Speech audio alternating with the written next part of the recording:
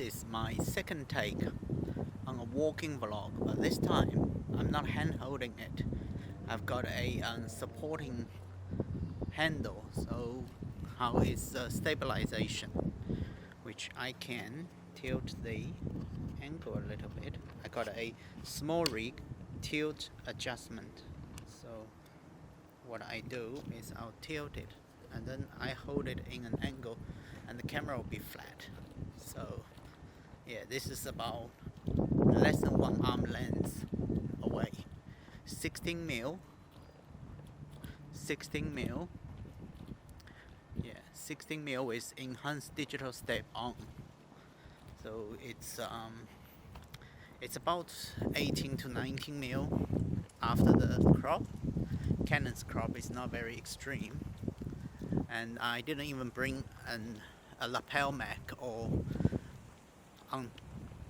shotgun on top of the camera, so there is only original microphone, built-in microphone. So I have to put it closer to my mouth, a little bit closer to my mouth. I see if I can adjust the volume dynamically. I don't think I can do that. So I probably have to speak a little bit louder. That's my solution. Yeah. I walked to the same place. Last time I tested with a force axis mechanical handle. This time I'm just testing with a rigid handle. But this handle also has a built-in battery. It's from Ulanzi BG3, I think. BG3. How is the stabilization? How is the autofocus? But now the RR8, I shouldn't need to worry about autofocus. It's a thing of past now. Today I want to talk about the new MacBook Air, Mac Studio, and to some extent Mac Pro. Well, it's certainly not for me. I'm not that pro. Mac Studio is actually it's quite good.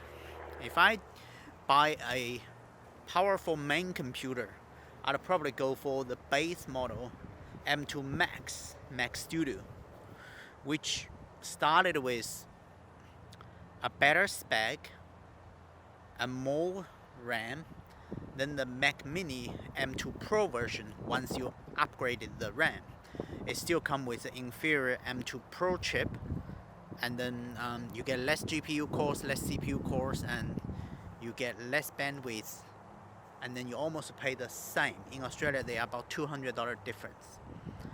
But if I buy a portable or semi-portable, I think just base Mac Mini is fine.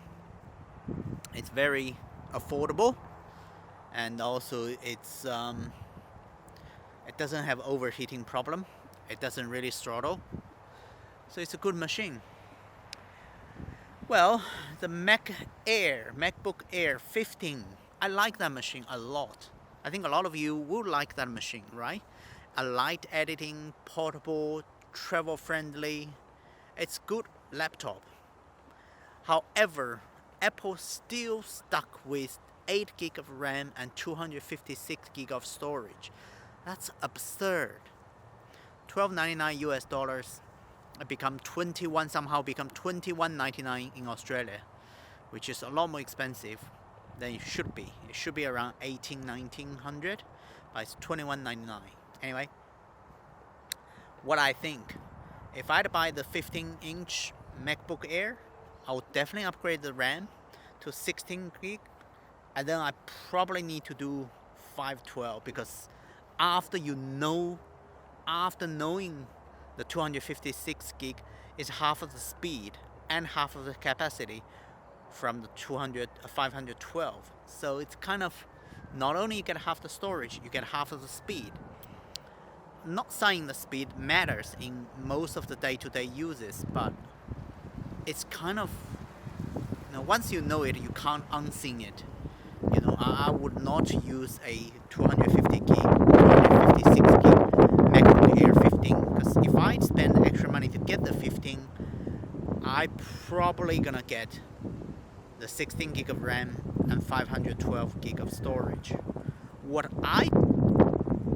what I don't mind though, if I'd buy a base model, I'll go for the M1 version 13-inch MacBook Air. That one is fine with 8 GB of RAM and 256 of storage, because once you buy that, that's price performance per dollar value. It's incredible. You know, you don't really mind. You know, it's compromises. I mean, everything we talk about performance, you have to consider about the price. Otherwise, it's pointless. It's pointless. I know Windows machine have something similar. The laptops in Windows are improving a lot in the last 3 years. However, I think at M1 MacBook Air 13-inch level in the last 3 years, I would not choose a Windows similar ultra portable laptop. At this new MacBook Air 15-inch level, after upgrading to 16 GB of RAM and 512 GB of storage, however, I don't think it's that dominating. It's not that dominating. It's still very good though. It's still very, very good. But it's just not dominating, if you know what I mean. Alright, that's my quick take, and that's my stabilization test. Without a microphone, I don't want to make this video too long, because I know it'll be a torture for you to listen to a weak audio. As usual, I'm not planning to do any post-production, so it'll be straight from the camera, straight upload. So let me know what you guys think. That's my take. Budget no limit. I'll go base Mac Studio M2 Max version. Another mid option would be MacBook Air 15, upgraded RAM and the storage. Or I would go with the base M2 Pro 14-inch. It's not a bad machine. It's about the same price as MacBook Air 15. You get 1 inch less screen, but you get better CPU, better GPU, and you get more ports and better screen, better speakers. The list go on and on. I think if someone would use that without a lot of hubs and adapters and USB-C accessories, I think that's better. I like M2 Pro 14-inch base model better than the new MacBook Air 15-inch. And the budget option is always the M2 Mac Mini, or just go with the original M1 MacBook Air 13-inch. What do you guys think? That's my conclusion after Apple's today's announcement. I'll see you guys in the next video. Bye for now.